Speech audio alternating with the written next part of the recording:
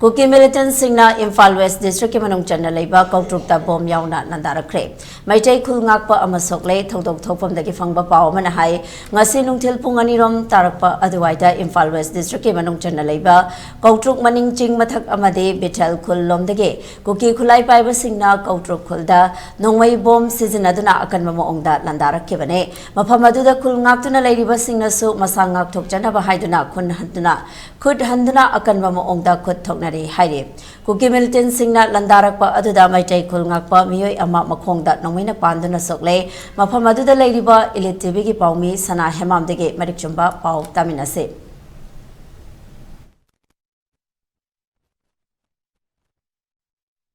aina hajik leijariba mafam ase koutruk tani ngasigi nungthil pung anirom tarakpa didagi hauduna akhoi koutruk ki mafam ase da akhoi Bethel hariba lam adudagi na hauraga koigi ki chingkhong pareng ase da akhoi Kuki militant singna ikang khangongdana akan mamongda landarakpadagi bom yauna bom taruk thadarakre mukhoina adugi moina landarakpadagi matungina hojuse akhoi su thangak thoktrane bagi damakta akhoi leiba koutruk ta leiba khulngakpa singna su khut handuna haji akan mamongda khut thoknari haji fobagi oina di akhoi mukhoirom gi maikaida akhoi mi taruk pok soklam bayai haibagi pawama di lei dubo akhoi maikaida gi su khulngakpa amasu Kuki militant singna kappa marudagi akhoi khulngakpa amasu haji fobagi oina sokle haji sokli badu yam kana akan mamongda sopadi oidre dubo haji khudaki ambulance kokduna akhoi